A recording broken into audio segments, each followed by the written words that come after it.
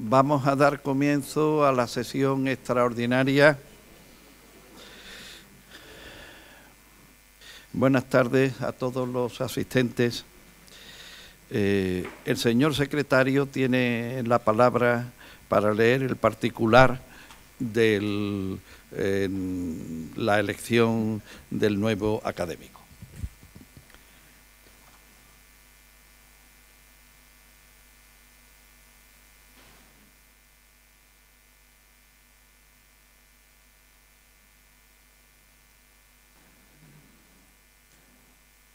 José Infante Martos, como académico secretario de la Real Academia de Bellas Artes de San Telmo, certifico que las actas de la Junta General Extraordinaria celebrada en el Salón de Actos de la Sociedad Económica de Amigos del País el jueves día 31 de enero de 2019, bajo la presidencia de don José Manuel Cabra de Luna, se procedió a la votación para el nombramiento como académico correspondiente en Sevilla de don José Luis Romero Torres, candidatura presentada por los académicos numerarios don Suso de Marcos, doña Rosario Camacho y doña María Morente del Monte. Se procedió a la preceptiva votación, resultando elegido por unanimidad, lo que como secretario firmo y rubrico hoy día 30 de junio de 2022.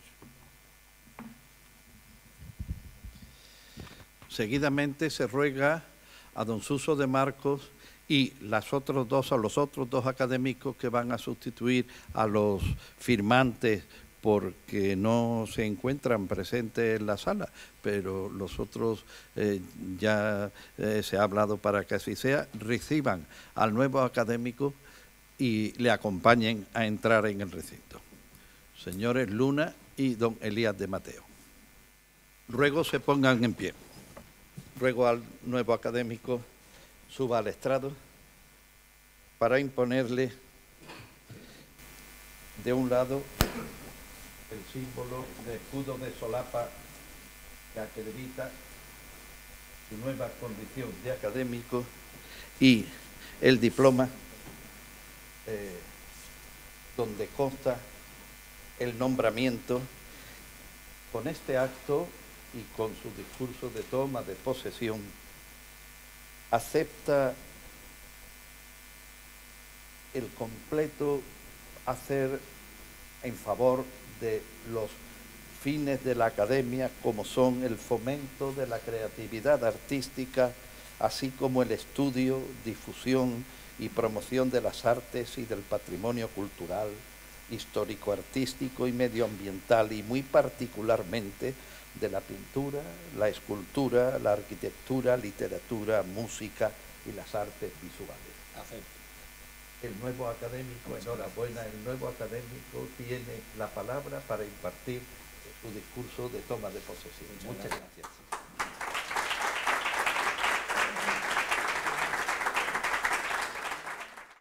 Excelentísimo señor presidente de la Real Academia de Bellas Artes de San Telmo de Málaga, ilustrísimas señoras académicas, ilustrísimos señores académicos, señoras y señores. En primer lugar, quiero agradecer a los académicos don Suso de Marcos, doña Rosario Camacho y doña María Morente que me propusieran como académico correspondiente de esta ilustre institución. En segundo lugar, a esta corporación por su aprobación. Y por último, a mi familia y amigos por vuestra asistencia.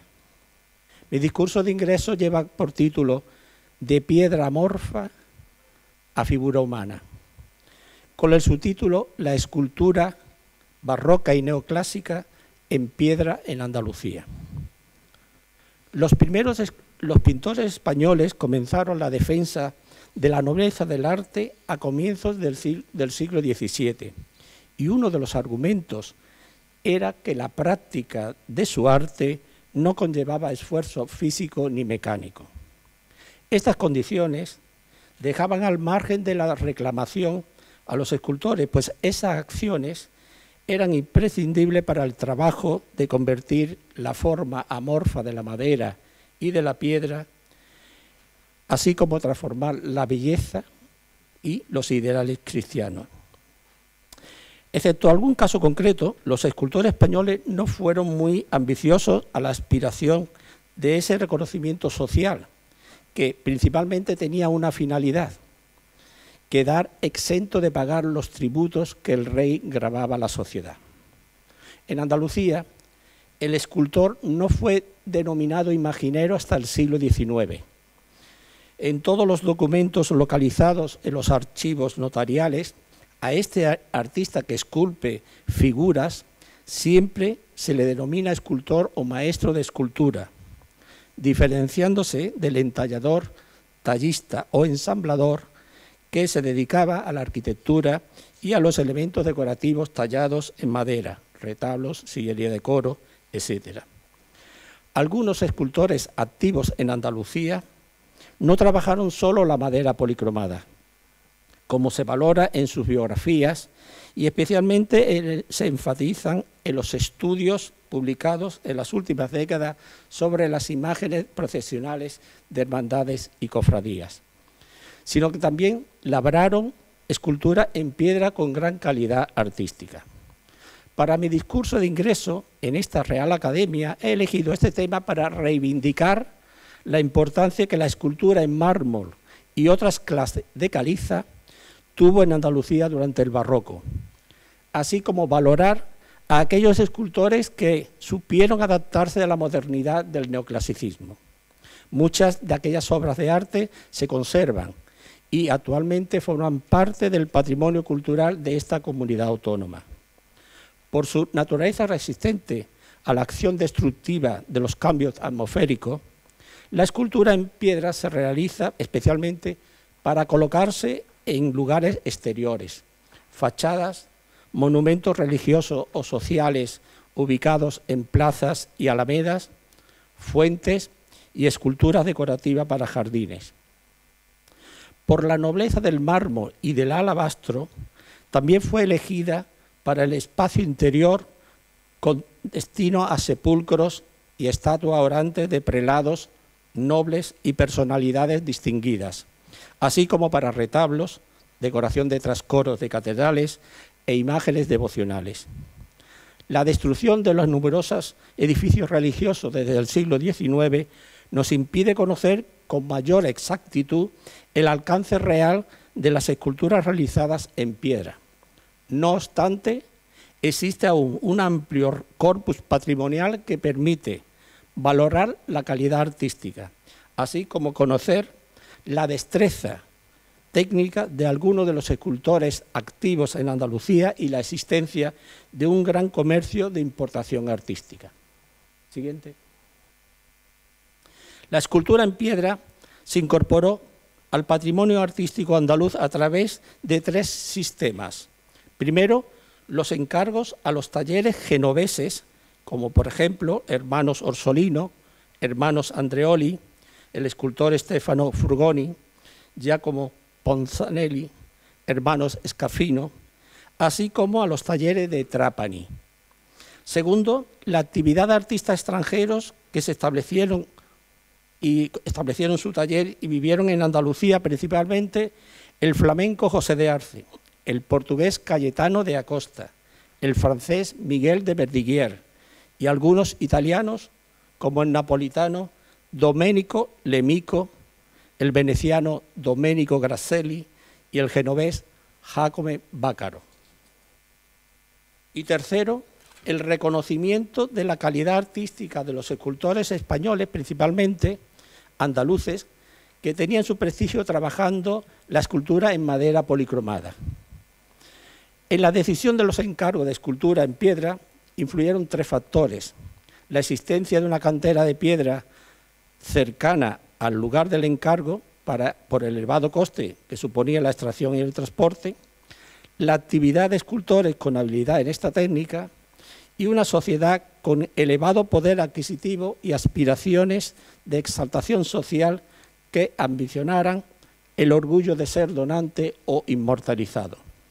Las principales mármoles o calizas procedieron de Carrara, Mijas, Sierra de Nevada, Estepa, Cabra, etc. Siguiente. Los creyentes honran a sus difuntos con la oración y el recuerdo. Y las personas poderosas, además, son con la inmortalización de sus antepasados o de ellos mismos en sepulcros, mausoleos o cenotafios.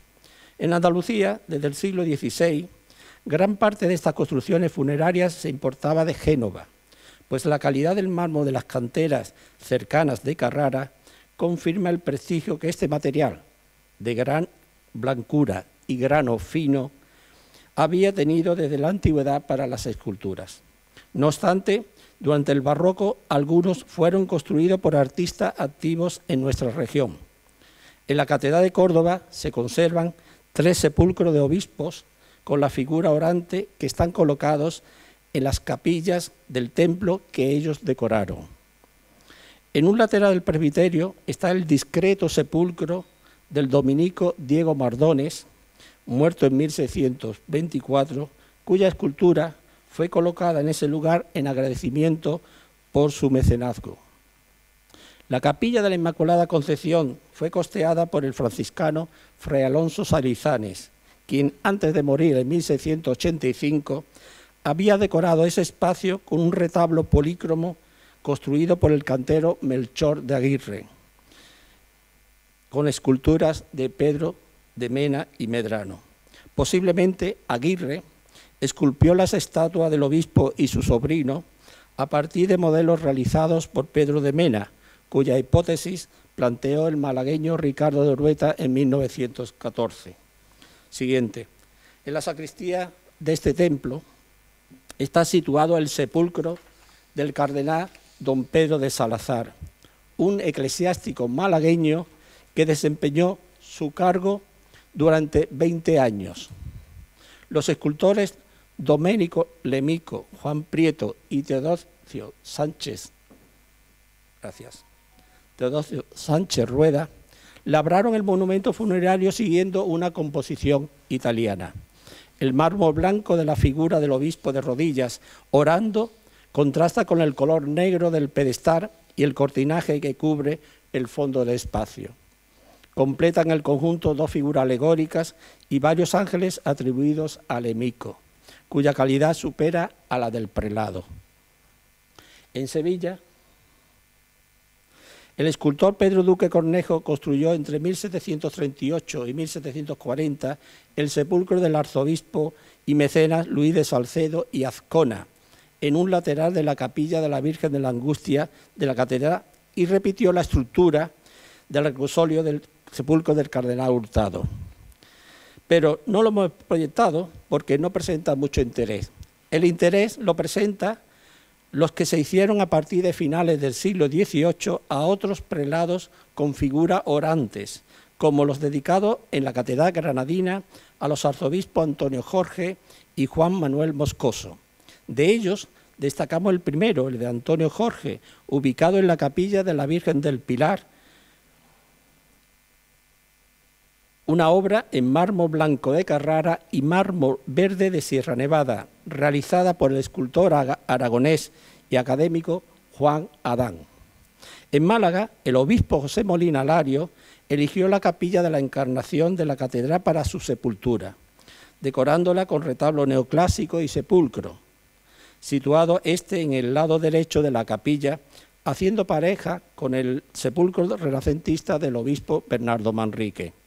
El escultor Juan José Salazar realizó en mármol blanco la elegante figura del obispo orando de rodillas y dirigiendo su mirada al sagrario. A su lado y dentro de una hornacina hay un pequeño retablo del mismo material y color con los relieves de San José, Virgen del Pilar y Santo Tomás de Aquino, devociones del prelado. Durante el barroco, la nobleza andaluza apenas encargó escultura funeraria de mármol, pues los condes de Buenavista del Santuario de la Virgen de la Victoria están tallados en yeso. No obstante, a final del siglo XVIII, la familia Gálvez encargó las estatuas orantes de todos sus miembros para la cripta de la iglesia de Macharabiaya, cuyas esculturas son de discreta calidad artística, aunque muy interesante por mostrarnos sus rasgos fisonómicos. Durante el barroco, Los nobles y personas que ostentaron cargo de representación en Italia continuaron la costumbre iniciada en el Renacimiento de enviar a sus ciudades o pueblos escultura de mármol. Los duques, por ejemplo, los duques de Osuna desempeñaron el cargo de virrey de Nápoles y Sicilia, y entre ellos las numerosas donaciones que hicieron a los templos de su villa ducal. Destacamos la Virgen con el Niño y el Ecce Homo del Convento de la Encarnación, escultura de alabastro esculpida en los talleres sicilianos de Trapani. La imagen de la Virgen es una reproducción del icono devocional de aquella ciudad siciliana. En la Catedral de Cádiz se conserva una espléndida escultura barroca de la Virgen con el Niño de tamaño natural, esculpida en mármol blanco. A pesar que se desconoce su procedencia, ha sido atribuida al artista italiano Alessandro Algardi. Sin duda, la escultura fue encargada para algún retablo ya desaparecido y por su calidad nos parece digna de ser conocida, estudiada e incluida en este discurso. Los retratos no fueron muy frecuentes, por lo que destacamos uno que poseen las Capuchinas de Santa Rosalía de Sevilla de su mecenas, el cardenal Francisco Solís y Folch, arzobispo de Sevilla, esculpida por Juan Adán en 1775. Los escultores activos en Andalucía también esculpieron en piedra obras exentas. El artista flamenco José de Arce fue el autor de 8 esculturas colosales en piedra de la iglesia del Sagrario de Sevilla, las más monumentales del barroco andaluz. Este artista, cuya actividad se desarrolló en el tercio central del siglo XVII, pertenecía a una familia de escultores y su formación transcurrió en Brujas y Roma, estableciéndose después en Sevilla con estancias temporales en Jerez de la Frontera. En los últimos años de la terminación del nuevo templo de la mencionada iglesia del Sagrario, el canónigo Alonso Ramírez de Arellano, arcediano de Sevilla y mayordomo de la fábrica catedralicia, le encargó la representación de los evangelistas y de los padres de la Iglesia, los que escribieron la vida de Cristo y los que interpretaron los textos bíblicos bajo la fe y la inspiración divina. Su estilo artístico de fuerte expresividad, gran movimiento de paños y modelado de sensación blanda, renovó la influencia que Martínez Montañé había ejercido en Sevilla hasta la llegada de este artista. A comienzos del siglo XVII se construyó el primer retablo de mármoles polícromos, que es el del altar mayor de la Catedral de Córdoba, que costeó el obispo ya mencionado Mardones y diseñó el arquitecto jesuita Alonso Matías. Pero sus esculturas son de madera. Por tanto, no sería hasta mediados de ese siglo cuando comenzaron a llegar a Cádiz las primeras esculturas de mármol desde Génova para retablos. La comunidad de la nación genovesa en Cádiz encargó en 1651 a los hermanos Orsolino el retablo y las esculturas para su capilla en la catedral, actual iglesia de Santa Cruz. Sin embargo, no fue instalado hasta 20 años más tarde. Por el comercio americano, Cádiz fue convirtiéndose durante el siglo XVII en una ciudad importante con residencia de mercaderes italianos, flamencos y alemanes, que elevaron el nivel adquisitivo de la sociedad. Entre los años 1683 y 91, los hermanos Andreoli recibieron el encargo de don Francisco Navarro, almirante de la flota de Indias, para construir el retablo mayor de la iglesia de la Virgen del Rosario de Cádiz. Los mármoles blanco, verde, rojo y negro de la arquitectura sirven de marco a las esculturas de exquisita calidad artística, gran movimiento, plegados agitados que representan a San Francisco, Santo Domingo de Guzmán, Santo Tomás, Santa Catalina de Siena y un relieve del Calvario, que fueron esculpidas por Stefano Furgoni y Giacomo Antonio Ponzanelli. Y casi 30 años más tarde, otros escultores italianos, Bernardo y Francesco Scafiano, artistas que trabajaban tanto la madera como el mármol, realizaron en 1723 la decoración de la capilla del Sagrario del Oratorio de San Felipe Neri de Cádiz. Las esculturas de mármol blanco tienen menos movimiento que las anteriores que hemos comentado, pero poseen mayor volumen escultórico en su indumentaria y también gran calidad artística. Pero el primer escultor andaluz que trabajó en un retablo con escultura de mármol fue Pedro Duque Cornejo, quien entre 1733 y 34 decoró la capilla de la Virgen de la Antigua de Sevilla. Flanqueada por columnas clásicas pareadas, las esculturas en piedra blanca muestran el movimiento característico de la imagen de este artista que realizaba en madera policromada. Este escultor y Cayetano de Acosta, un artista coetáneo de una generación más joven, trabajaron ampliamente tanto la madera como la piedra.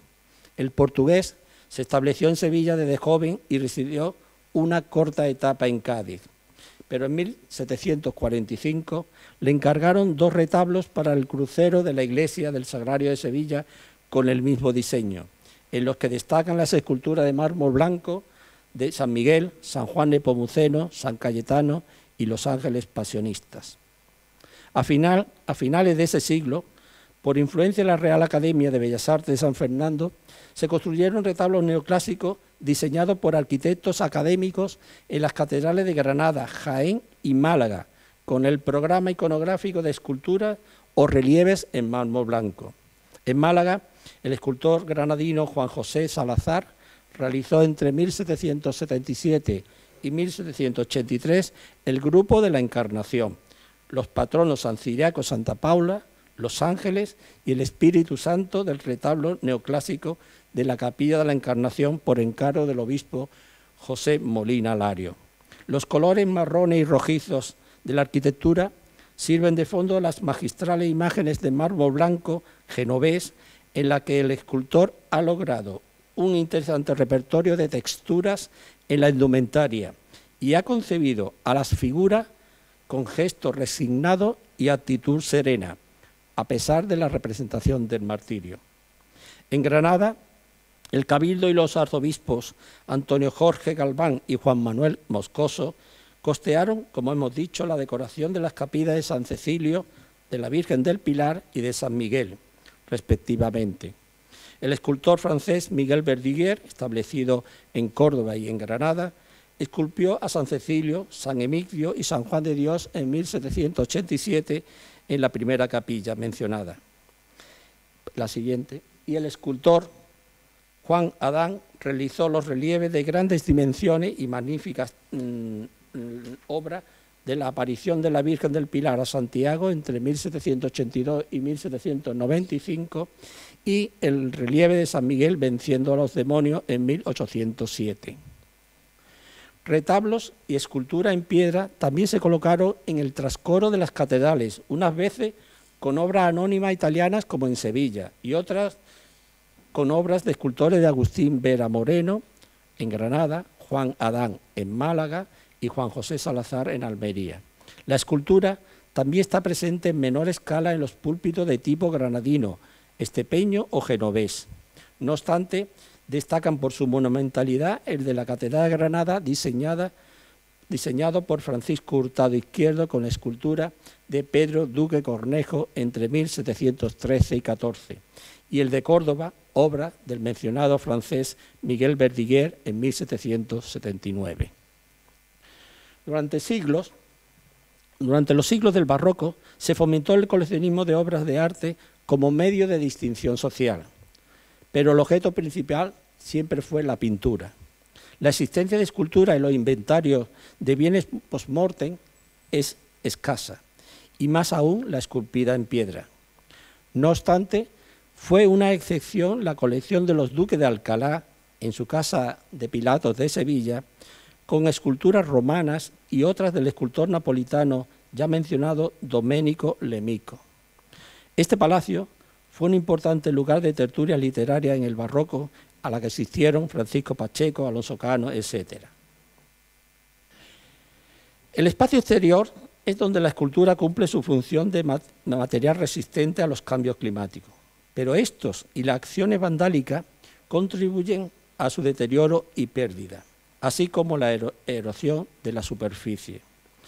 En Sevilla se hicieron varias portadas con escultura de piedra desde los últimos años del siglo XVI, como la que construyó Juan de Oviedo en 1595 en la iglesia del convento de Santa María de Jesús, con la majestuosa Virgen del Niño de estilo manierista. Y en la década de 1620, un escultor anónimo realizó el altorrelieve de escaso volumen de San Pedro en cátedra de la parroquia de esa advocación en 1624, y Alonso Cano esculpió hacia 1628 y 29 la Inmaculada Concepción de la portada del convento de la Concepción de San Juan de la Palma, hoy en la parroquia de su advocación. Años más tarde, un escultor anónimo realizó el ángel custodio de la fachada del convento de Carmelita Descalzo, cuya obra, muy porosa, hace desmerecer la obra y en donde se aprecia la importancia de la calidad del material para un buen resultado. En Granada se conserva un mayor repertorio de portadas barrocas con esculturas, muchas de ellas realizadas en la primera mitad del siglo XVII por Alonso de Mena y sus discípulos, como la portada del Hospital Real, con la Virgen con el Niño y los Reyes Católicos orantes, así como varias Inmaculadas y la Magdalena Penitente que estuvo en la fachada de la antigua parroquia. Y en Jaén, Alonso de Mena también esculpió las interesantes imágenes de la Inmaculada, Salomón y David para la puerta norte de la catedral en 1642. Pero la primera portada con escultura comprada en Italia es la que tiene la iglesia de San Agustín de Cádiz, donada en 1647 por el general Sancho de Urdanibia. La segunda fue la que encargó el Cabildo Catedralicio para la fachada de la Catedral Vieja, con escultura de Santiago, San Pedro, San Pablo y los patronos de Cádiz, esculpida en mármol blanco por Stefano Frugoni, reflejando claramente la influencia del estilo de Bernini. Estas obras fueron reubicadas después en el exterior y el interior de la Catedral Nueva de Cádiz. Otra portada italiana con interesantes esculturas se encuentra en la iglesia de las Agustinas de Chiclana, con Jesús caído con la cruz a cuesta, San Agustín y Santa Mónica, de gran calidad esculpida en mármol blanco de Carrara. Entre ellas destacamos el Nazareno por su expresión y movimiento del cuerpo. A comienzos de la segunda mitad del siglo XVII, dos discípulos de José de Arce, el escultor flamenco establecido en Sevilla, esos discípulos llamados Alfonso Martínez y Francisco Galvez, también alternaron el trabajo en madera y en piedra. El primero esculpió en 1655 y 56 5 imágenes de correcta composición y movimiento en la portada que comunica la Catedral Hispalense con la Iglesia del Sagrario, San Fernando, la Santa Justa y Rufina y los obispos San Isidoro y San Leandro. Y el segundo, Francisco Galvez, realizó en 1664 las 10 esculturas y el altorrelieve en piedra de Martelilla de la portada de la iglesia de la Cartuja de Jerez. En Granada, por su parte, Alonso Cano realizó una exquisita escultura del ángel custodio para la fachada del convento de esa advocación, con una bella figura de un niño que se abraza a la pierna del mensajero celestial para protegerse del peligro. Y pocos años más tarde, su discípulo José de Mora también realizó una interesante piedad en mármoles, blanco y gris, para la fachada del santuario de la Virgen de la Angustia. Concibió el cuerpo de Cristo con una composición ondulada y un modelado suave que se diferencia de la configuración rígida que posee la Virgen que recibe culto en el altar mayor de este templo. Otro seguidor de su estética fue el pintor y escultor José Risueño, quien en 1717 esculpió la escena de la Encarnación en un altorrelieve muy pictórico inserto en el medallón que preside la fachada de la Catedral de Granada. El artista sevillano Pedro Roldán aprendió la técnica de la talla en madera y en piedra en el taller granadino de Alonso de Mena y posiblemente participó con el maestro en las esculturas de la portada norte de la Catedral de Jaén que hemos mencionado. Aunque su producción artística es fundamentalmente en madera, también llegó a esculpir en piedra entre 1675 y 1684 el programa escultórico de la fachada principal de la Catedral de Jaén, las esculturas de San Fernando, los apóstoles, santos y los relieves de la Asunción, San Miguel, Santa Catalina y la huida a Egipto. La participación de su taller se refleja claramente en el resultado desigual del conjunto. Su nieto, Pedro Duque Cornejo, como hemos comentado más arriba, fue un buen escultor tanto en madera como en piedra. De esta última técnica destacamos el complejo programa escultórico de la fachada del Palacio de San Telmo de Sevilla, que se construyó para la Universidad de Mariantes.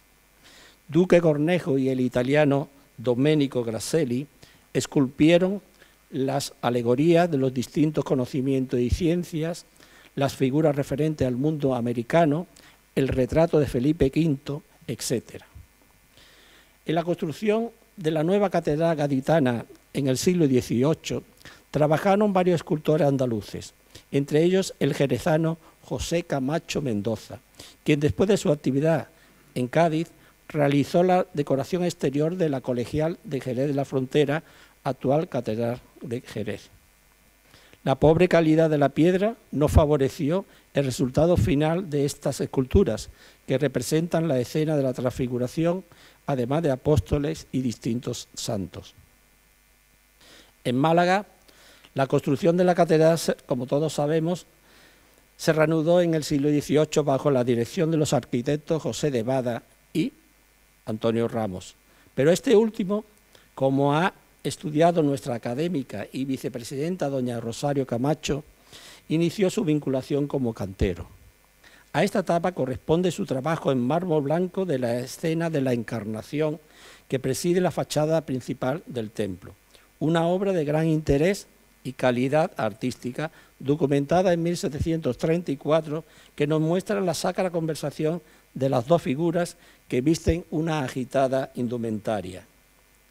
Los otros dos altos relieves representan los patronos de la ciudad que esculpió el artista portugués Clemente Arnes Mata de Lobo. Tal vez en el ambiente de este taller catedralicio pudo aprender la técnica de talla en piedra el artista malagueño Fernando Ortiz, autor del grupo escultórico de la Piedad o Virgen de las Angustias de la fachada del Palacio Episcopal, cuya arquitectura también diseñó Antonio Ramos. El escultor murió en 1771 sin dar, como dice el documento, los últimos golpes, por lo que fue terminado por Agustín Vitoriano Valero, un granadino establecido temporalmente en Málaga.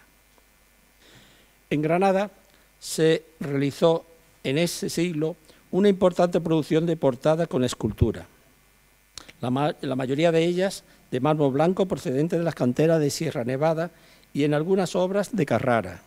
Los escultores Agustín de Vera Moreno, José Ramiro Ponce de León y Miguel Perea crearon un amplio repertorio de relieves y esculturas en la portada de la iglesia hospitalaria San Juan de Dios, pero el artista más destacado en esta técnica fue Vera Moreno, autor de las esculturas de la portada de la iglesia de los Santos Justo y Pastor, antiguo templo jesuita de San Pablo, y las esculturas de la portada del Sagrario. Otros escultores granadinos que también trabajaron en piedra fueron el mencionado Juan José de Salazar, Pedro Tomás Valero y su hijo Agustín Vitoriano Valero.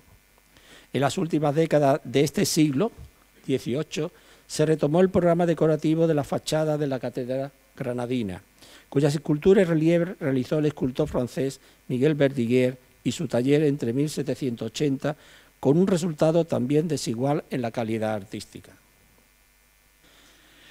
La construcción de triunfos o columnas coronadas con escultura no se inició en Andalucía hasta que las instituciones civiles y religiosas de Granada juraron en 1618 defender la pureza de la Concepción de María, acordándose la construcción de un monumento a la Inmaculada Concepción. Al final se inició en 1621 y los trabajos duraron 10 años. El arquitecto Francisco Potes, maestro mayor de la ciudad, diseñó el conjunto, y el escultor Alonso de Mena y su taller trabajaron la columna y las esculturas de la Inmaculada, de los ángeles músicos, Santiago, los santos patronos, etc.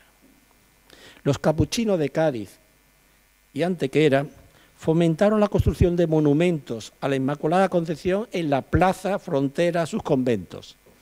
Las dos esculturas de mármol blanco proceden de Génova. La antequerana llegó hacia 1681 y la gaditana en 1695, y sus triunfos se iniciaron entre esta última fecha y 1697.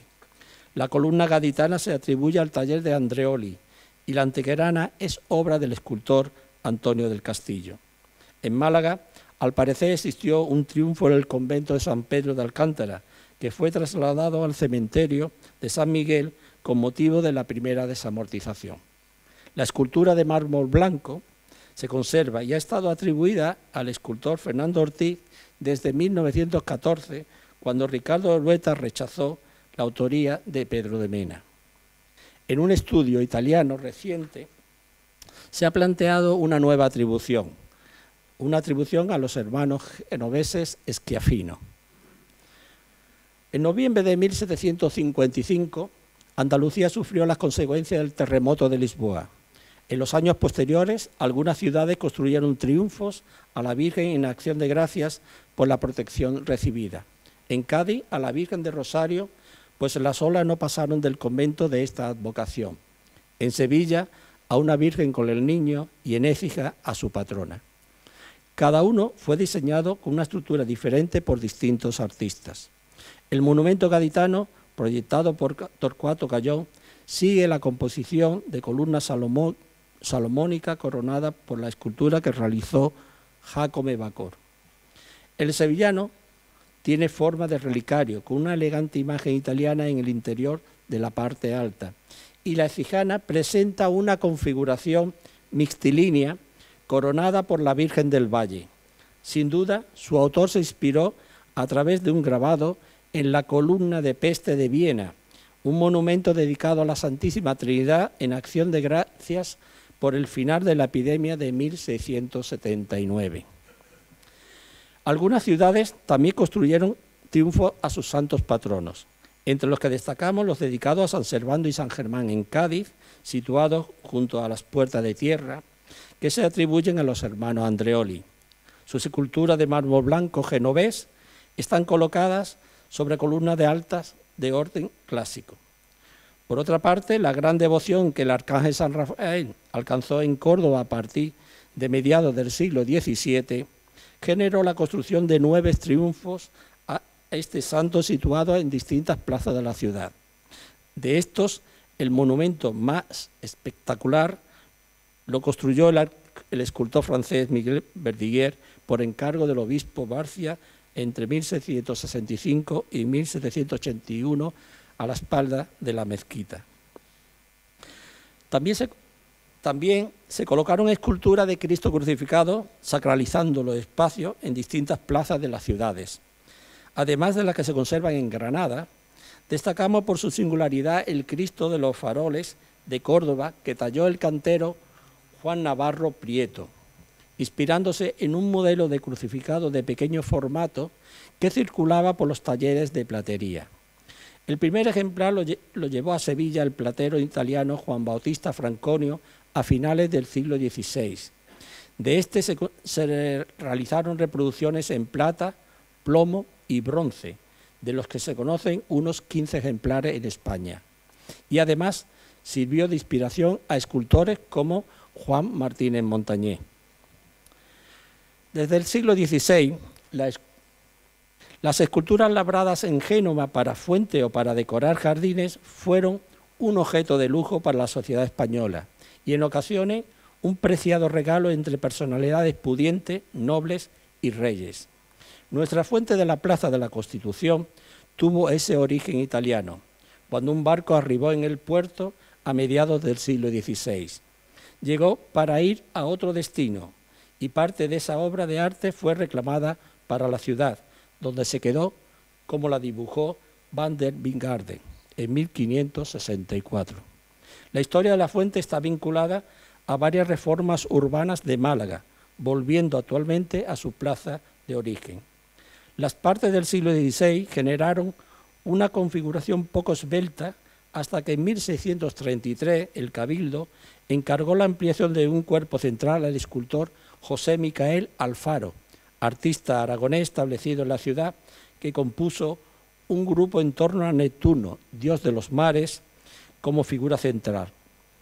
Su nueva configuración formaba parte de un proyecto de infraestructura urbana.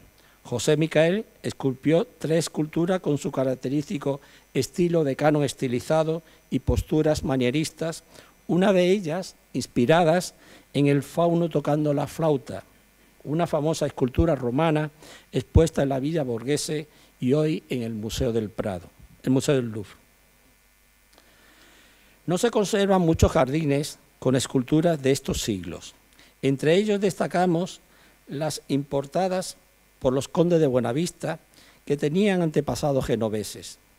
De los talleres de escultura de aquella región italiana proceden la fuente de mármol, las estatuas mitológicas y los magníficos bustos de los personajes de la comedia italiana que decoran la finca del Retiro de Churriana, importados a final del siglo XVII. Un conjunto barroco excepcional en el arte andaluz que forma parte de la primera etapa decorativa de la finca, que antes había sido el retiro espiritual de Fray Alonso de Santo Tomás, obispo de Málaga. Un bien de interés cultural que necesita la intervención efectiva de las administraciones públicas para evitar su progresivo deterioro. Estas esculturas y la fuente de la plaza son 2 conjuntos bien conocidos por nuestra académica doña Estrella Arcos. En la segunda mitad del siglo XVIII, el cardenal Francisco de Solís encargó la reforma del Palacio Arzobispal de Umbrete, un pueblo sevillano situado en el Aljarafe. Para decorar el jardín de este conjunto palaciego, el prelado adquirió una colección de esculturas y fuentes en Italia, cuya fecha de llegada pudo ser entre 1756 y 1769. Y al escultor Cayetano da Costa se le encargaron los pedestales decorados con mascarones y rocallas y probablemente esculpió algunos de esos bustos. El magnífico conjunto se trasladó a Sevilla a mediados del siglo XIX y hoy está ubicado en los Jardines de las Delicias, sufriendo acciones destructivas sin que exista una conciencia ciudadana ni institucional del valor patrimonial. La existencia de lugares de esparcimiento en la zona extramuro de las ciudades se incrementó a finales del siglo XVIII como reflejo de un nuevo concepto de vida urbana. En las alamedas, además de la vegetación y el agua para refrescar el ambiente, se colocaron fuentes, esculturas decorativas y en algunos casos triunfo a santos o a los reyes, como en el caso de Écija. Un ejemplo singular es la fuente de Neptuno de Priego de Córdoba, una construcción de gran interés por su diseño de contorno sinuoso y por la presencia de escultura de Neptuno y un león devorando una serpiente. Esta última se considera obra juvenil de José Álvarez Cubero, que llegaría a ser uno de los escultores más importantes del neoclasicismo español. La Real Academia de Bellas Artes de San Fernando se fundó en 1752 en Madrid. 4 años más tarde, el escultor malagueño Fernando Ortiz esculpió un relieve de la alegoría de la filosofía en mármol blanco para una de las medallas decorativas de las galerías del Palacio Real madrileño, hoy conservado en el Museo del Prado, cuyo trabajo estuvo supervisado por el escultor italiano Juan Domingo Olivieri. Antes de volver a Málaga, Ortiz fue nombrado académico de mérito de la Real Academia de Bellas Artes de San Fernando, siendo el primer andaluz que obtuvo este reconocimiento. A pesar de su contacto con esta institución, Ortiz siguió trabajando la escultura en madera con un lenguaje barroco italianizante, por la influencia que había ejercido Olivieri en su obra. La Real Academia consolidó un nuevo modelo de enseñanza, cuyo sistema estaba en la práctica de otros países. Posteriormente, se fundaron otras academias en algunas ciudades españolas. Estas instituciones tenían el objeto de normalizar la estética de las artes. La anatomía de las esculturas griegas, el retrato romano, la composición de grupos clásicos y los temas mitológicos formaban parte del aprendizaje de los escultores. Por sugerencia de la Real Academia, el rey prohibió la realización de retablos y esculturas de madera, pero los inconvenientes económicos y el peso de la tradición impidieron el estricto cumplimiento. En ocasiones, las esculturas de madera se pintaban de blanco para imitar mármol. A partir de esos años, la sociedad española experimentó dos corrientes estéticas distintas, una oficial de fuerte influencia clásica, con algunos ejemplos de estricto neoclasicismo, y otra de tradición barroca que a veces atemperaba sus formas. De todas las manifestaciones artísticas, la arquitectura fue la primera donde se inició el arte neoclásico más puro, pues, como en toda la historia del arte, los arquitectos fueron los innovadores del lenguaje clásico.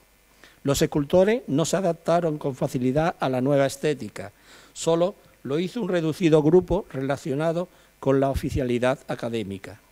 En Andalucía, la existencia de escultura neoclásica es casi nula, pero los escultores Antonio Primo, José Álvarez Cubero y José Vilches lograron destacar en esta estética. Los tres tuvieron en común su formación inicial en la escultura barroca, su relación con la Real Academia y la estancia en Roma. Antonio Primo era hijo del arquitecto ensamblador homónimo y nació en Andújar en 1735. Fue uno de los primeros alumnos de la Academia de Bellas Artes de San Fernando y obtuvo una pensión para ampliar sus conocimientos técnicos con el escultor Roberto Michel, que tenía taller establecido en la corte. Desde 1760 estuvo durante 6 años en Roma, donde hizo copias de esculturas clásicas y de los artistas barrocos como Camillo Rusconi y Giovanni Battista Maini. Fue un escultor académico o clasicista, pero no un neoclásico estricto.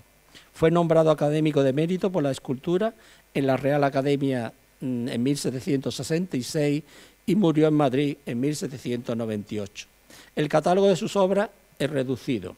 Realizó algunos retratos de nobles como el del Marqués de Santa Cruz y esculturas decorativas para fuentes y jardines, como las 2 esfinges de piedra del Palacio de Liria, 4 amorcillos de la Fuente de la Alcachofa, que diseñó Ventura Rodríguez, o los niños de la Fuente de la Puerta de Atocha, etc. El segundo andaluz fue José Álvarez Cubero, que ya hemos mencionado, natural de Priego de Córdoba, donde nació en 1768. Su primer aprendizaje artístico fue en un ambiente familiar y para ampliar su formación vivió sucesivamente en Córdoba, Granada, Madrid, Francia y Roma. En esta última ciudad consolidó su formación neoclásica por influencia del escultor Antonio Canova. Es uno de los artistas neoclásicos estricto como reflejan sus obras.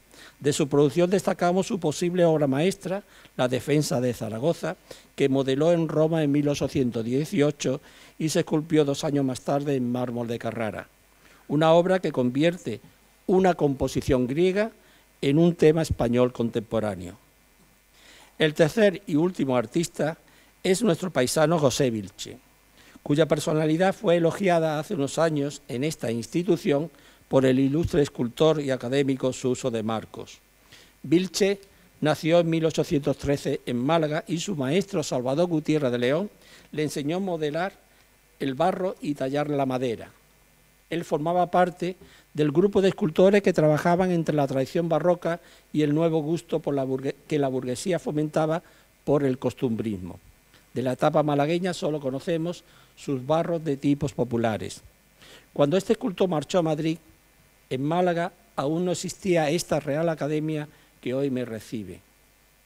Por la influencia de malagueños residentes en la corte, como el empresario José de Salamanca y el escritor Serafín Estebanes, el escultor logró 2 importantes reconocimientos artísticos en 1840. El nombramiento de académico supernumerario de la Real Academia de Bellas Artes de San Fernando, presentando un grupo de Apolo y Dafne, y el título honorífico de escultor de cámara de Isabel II. A partir de entonces, consolida su contacto con el oficialismo artístico y la estética neoclásica. La antigüedad clásica, la mitología y los personajes grecorromanos marcan su ideario estético. Las formas se simplifican, las expresiones se congelan, los gestos son serenos y el color está ausente. 2 años más tarde, Obtuvo la cátedra de modelado en la Escuela de Bellas Artes de Cádiz y a esta etapa corresponde su neoclásica Fidelidad de 1844, hoy en una colección privada de Jerez. Su trayectoria profesional continuó en Roma con una beca de la Real Academia junto al escultor Antonio Solá, que era el director de los artistas pensionados. Este escultor catalán fue autor de los retratos de Manuel Agustín Heredia e Isabel Livermore. Y esta obra de arte de estilo clásico relacionada y otra obra de estilo clásico relacionada con este rico empresario establecido en Málaga es su sepulcro, realizado en 1848 por el escultor italiano Lorenzo Bartolini, que se conserva en el cementerio de San Miguel de Málaga. Los relieves del basamento en mármol de Carrara representan las alegorías de sus actividades sociales. A la muerte de Solá, José Vilche le sustituyó en 1858 en el cargo de director de pensionados en Roma. Él siguió realizando esculturas neoclásicas como el relieve de Alejandro domando a Bucéfalo o el grupo de Friné despojada de su vestidura. Pero para terminar este discurso he elegido una magnífica escultura suya que realizó en Roma en 1860, con el título Amor y Pudor, esculpida en un bello mármol blanco. Esta obra refleja la calidad del artista que el escultor lograba en la composición de los escorzos, en el tratamiento anatómico y en las texturas de los distintos elementos compositivos. La suavidad de la piel contrasta con las ondulaciones del cabello y la rugosidad de la sábana. La escultura en piedra está mucho más presente en nuestro entorno urbano de lo que nosotros somos conscientes, por lo que necesitamos estudios más profundos y una mayor difusión para que los ciudadanos sean conscientes de su importancia en el patrimonio artístico de Andalucía y la necesidad de conservarla. Muchas gracias por vuestra atención.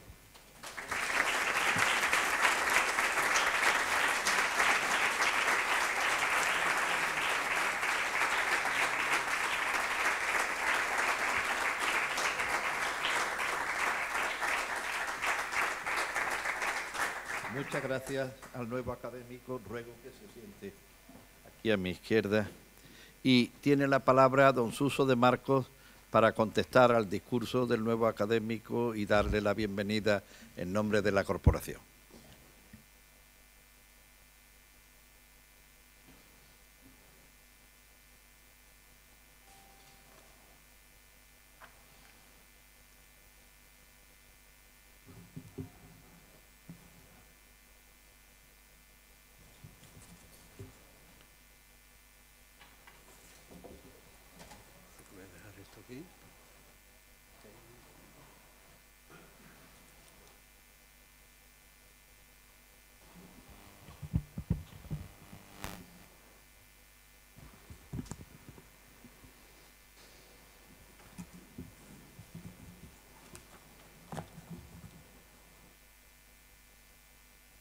Señor presidente,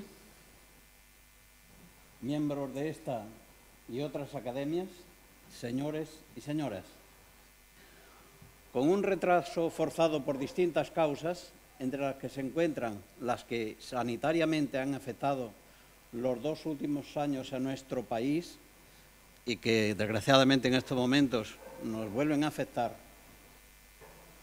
celebramos hoy la incorporación a nuestra Real Academia de un ilustre historiador del arte, al que, por conocimientos y afinidad, considero que otros compañeros de corporación serían más idóneos para pronunciar su laudatio. Sin embargo, su firme decisión de que fuera yo propicia el que inusualmente sea el escultor el que hable del historiador. Y de este historiador había tanto que contar que lo difícil es sustraerse al tiempo aconsejable en esta circunstancia. José Luis Romero Torres, que así se llama nuestro nuevo académico, es tan malagueño como esa flor única creada por el ingenio humano, como es la biznaga. Miren si no. Su nacimiento se produce a mediados de los años 50 en su casa, como ocurría entonces en la mayoría de las familias españolas. Una casa situada en el número 16 de la calle Marquesa de Moya, esquina con la denominada Pedro de Toledo, la cual fue afectada por la inclusión en el complejo determinado por el Museo Picasso, convirtiéndose de este modo en las dependencias del Departamento de Difusión del citado museo. Como saben los que conocen bien nuestra ciudad, la espalda de la iglesia de San Agustín da a las dos calles de su casa natal, y con esta estrecha relación no es de extrañar que aquel niño estudiara en el colegio agustino y hasta ejerciera las tareas de monaguillo en el templo de la misma vocación, lo que por otra parte le permitía reducir un recorrido ya de por sí corto al poder acceder al centro educativo a través del interior de la propia iglesia. En aquel colegio, próximo a convertirse por fin en la Biblioteca Provincial del Estado, cursaría su enseñanza primaria e inicio de bachillerato, el cual completaría en el Colegio Los Olivos de la citada comunidad agustina. Allí tomará contacto con el fraile, historiador y miembro que fue de esta academia, don Andrés Jordén. Recibió clases también de otro destacado componente de la comunidad agustina, como el Laureano Manrique, pero sobre todo fue determinante para nuestro nuevo académico la figura del profesor Agustín Clavijo García, que con su vehemente personalidad no solo lo encauza hacia los territorios del arte, sino que le marca las líneas de investigación que pasan por la escultura malagueña, fijada en primer lugar en las figuras de Pedro de Mena y Fernando Ortiz. Terminado el bachillerato, regresa al que fuera Colegio de San Agustín, convertido en la Facultad de Geografía e Historia de la incipiente Universidad de Málaga, para iniciar una brillante carrera en torno al arte, que se ve obligado a finalizar en la Universidad de Sevilla por carecer aquí entonces de la correspondiente especialidad. De aquel periodo malagueño destaca dos profesores miembros de esta Real Academia: nuestra actual vicepresidenta primera, doña Rosario Camacho Martínez, y el recordado profesor granadino, don Domingo Sánchez Mesa. Partiendo de ese primer enfoque, amplía su línea de investigación personal en torno a la difusión del patrimonio histórico, el patronazgo artístico y la escultura andaluza de los siglos XV al XX. Las versiones escultóricas de la iconografía renacentista y barroca, los barros malagueños del siglo XIX, los monumentos públicos y la vida y actividad de escultores como Juan Martínez Montañés, los hermanos García, José de Arce, Pedro Roldán y su hija Luisa Roldán y José de Medina. A esto habría que añadir una lista mucho mayor, como hemos podido comprobar en su disertación.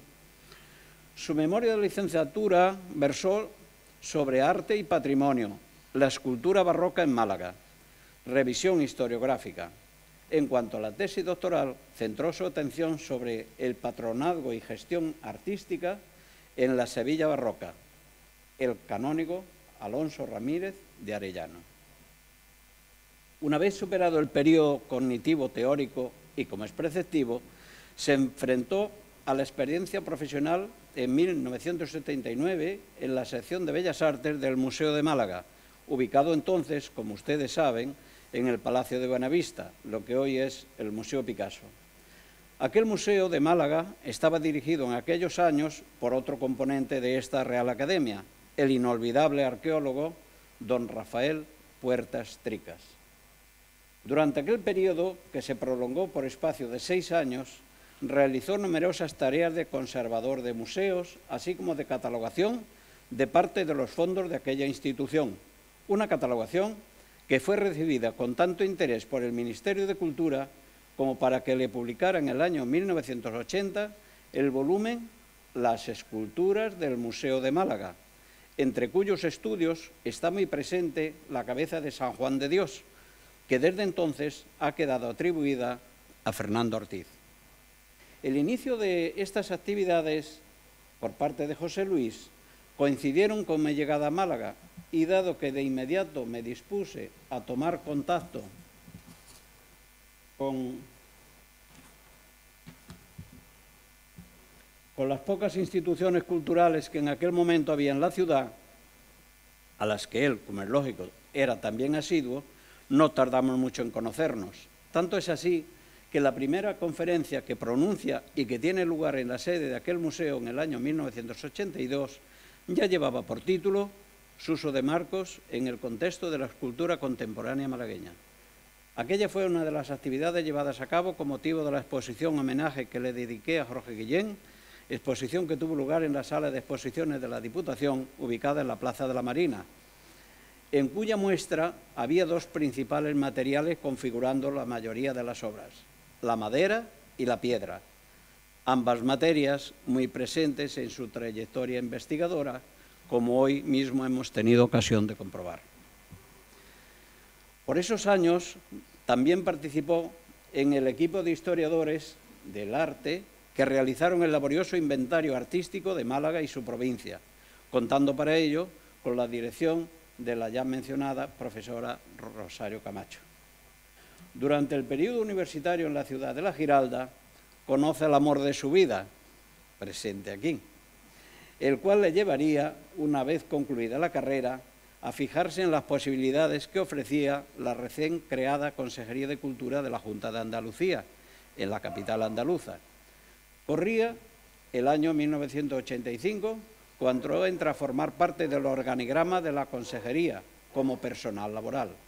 A partir de ahí, desarrolla una amplia experiencia en distintas unidades de la citada Administración Cultural andaluza, tales como jefe de servicio de instituciones del patrimonio histórico, jefatura administrativa en la Dirección General de Bienes Culturales, la jefatura de servicio de Administración General en el Centro Andaluz de Arte Contemporáneo,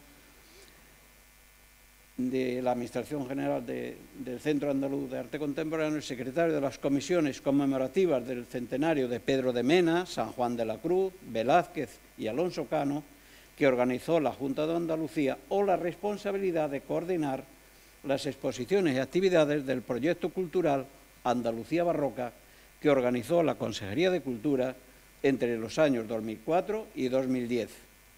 No sería hasta algunos años más tarde, que la Consejería convoca la plaza de Conservador de Patrimonio, a la que accede en 2006 mediante el correspondiente concurso-oposición. Aunque, como ya hemos mencionado, nuestro historiador se instala en Sevilla, nunca ha dejado de preocuparse por todo lo concerniente al desarrollo y conservación de las manifestaciones artísticas relacionadas con Málaga, especialmente en lo que se refiere al campo de la escultura. Hablo con voz propia al decir que siempre le encontré dispuesto a colaborar en la materia citada, como fue en el caso de la presentación de las tallas de los 4 evangelistas para la agrupación de cofradías fusionadas, acto que tuvo lugar en el año 1989 en el Ateneo de Málaga, cuya sede se ubicaba entonces, como ustedes también saben, en la Plaza del Obispo.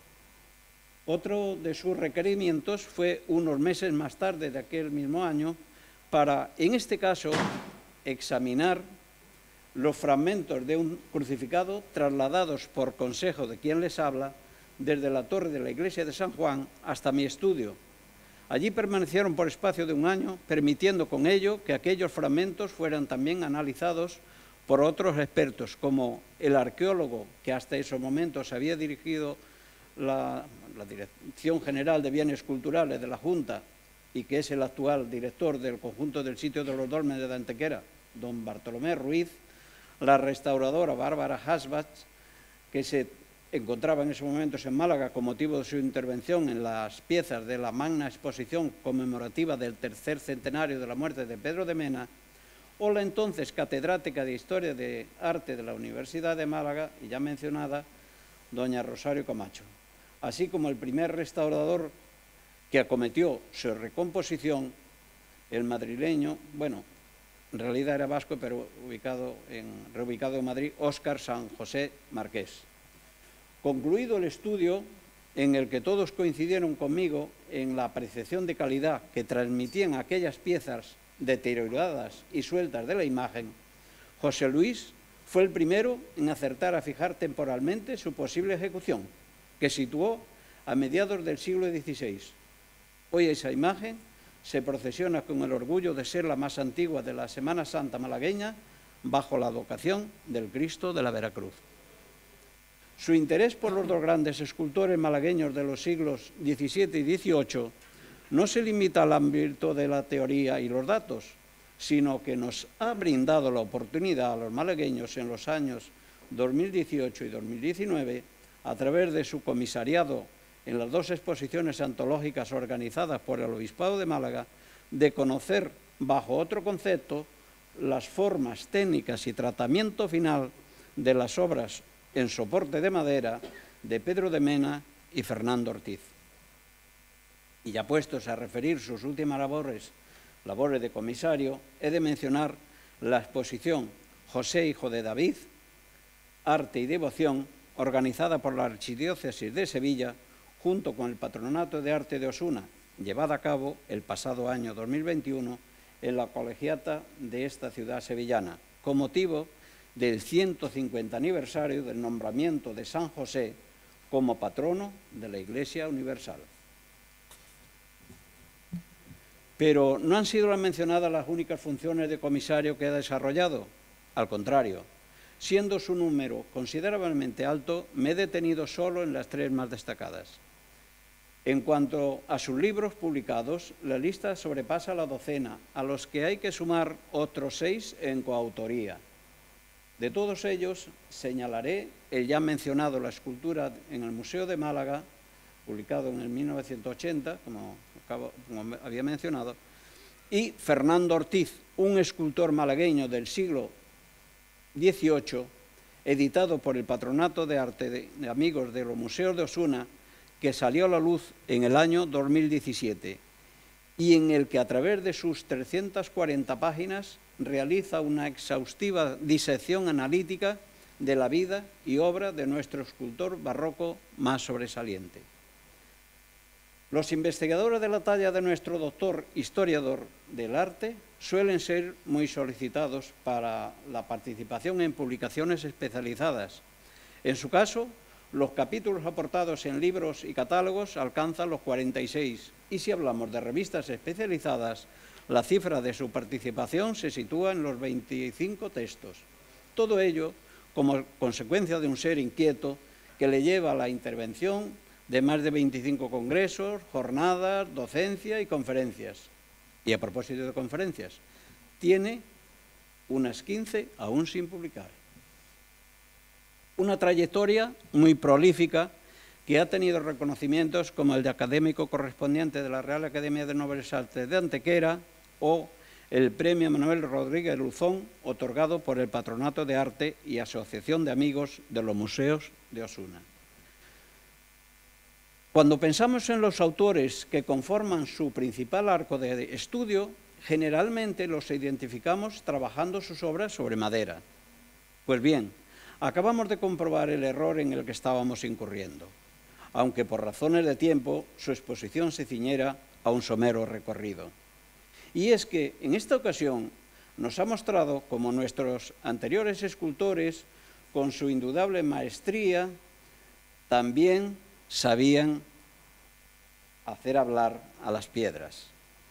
Es más, alguno como el ya mencionado Fernando Ortiz fue tan considerado como experto en materia pétrea como para ser nombrado supervisor de las canteras de Andalucía para el abastecimiento de material a la construcción del nuevo Palacio Real de Madrid, lo cual le valería para que la Real Academia de San Fernando le nombrara académico de mérito, como ya mencionó José Luis.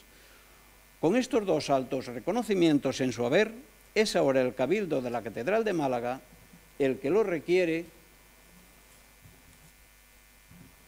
con la peculiar designación de inteligente en piedras para la selección de la solería de la ampliación de las naves que por aquellas fechas se estaba acometiendo. Con ser relevantes las dos funciones para las que nuestro escultor fue elegido, cabe señalar en este punto las diferencias, riesgo y responsabilidad entre la previsión destinada a funciones arquitectónicas que a las funciones escultóricas, especialmente si nos referimos a la tipología que podríamos denominar clásica, de la que nos ha hablado José Luis, y dentro de esta a la de carácter denominado abierto, por cuyos extremos debe de comenzar precisamente la extracción de la forma escultórica deseada del total del bloque.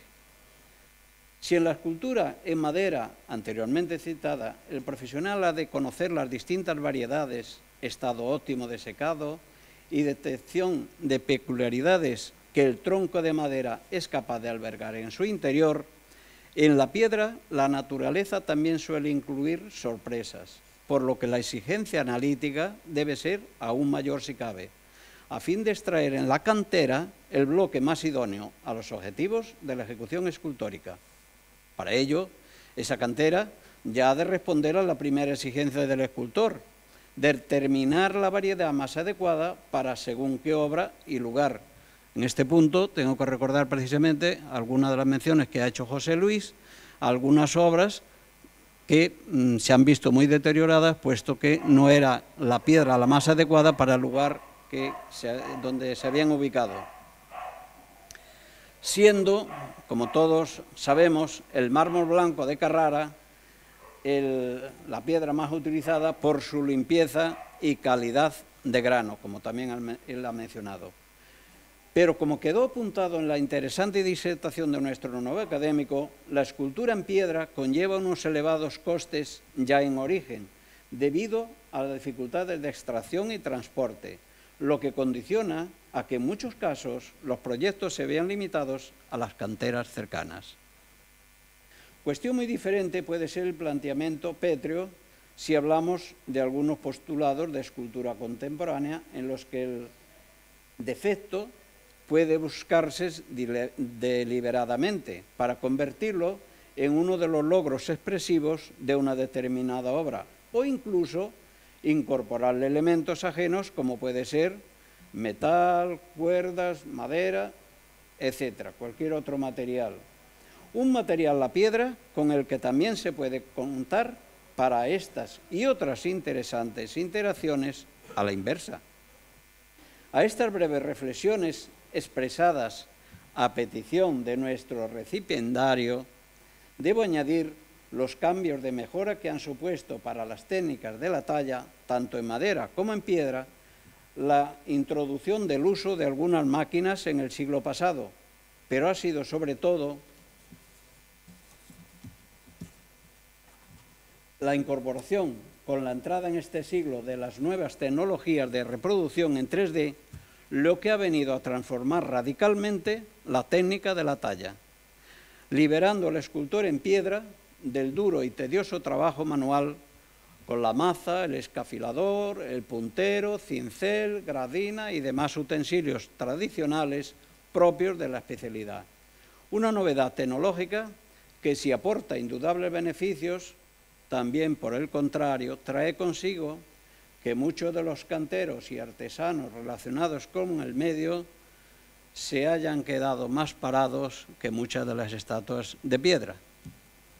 Nosotros, los que hemos asistido esta calurosa tarde a tu discurso, lo que nos hemos quedado es muy gratamente sorprendidos a través de tus exhaustivos conocimientos y saber comunicativo del patrimonio escultórico pétreo que atesora nuestra rica comunidad andaluza. Un ilustrativo viaje que ha venido a corroborar una vez más lo acertado de tu incorporación a esta Real Academia de Bellas Artes de San Telmo, en un acto que nos sirve además para poner el mejor cierre al presente curso. Querido José Luis, por tus grandes méritos contraídos en nombre de todos los miembros que en este momento configuramos la nómina de esta institución, te doy la feliz bienvenida y merecida enhorabuena. Muchas gracias.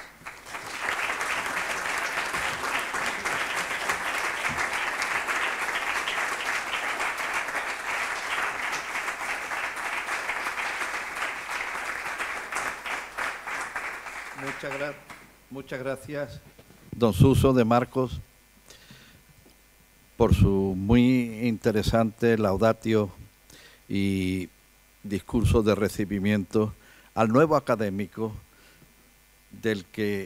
al que quiero decirle, antes de dar por concluida la sesión y levantarla, que esperamos mucho de él.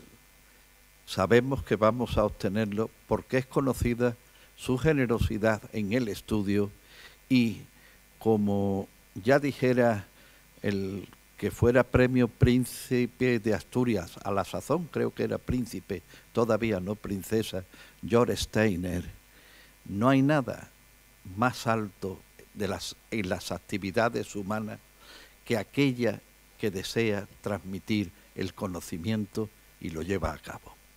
Este es el caso de nuestro nuevo académico y, bueno, bienvenido y a trabajar, claro. Bueno,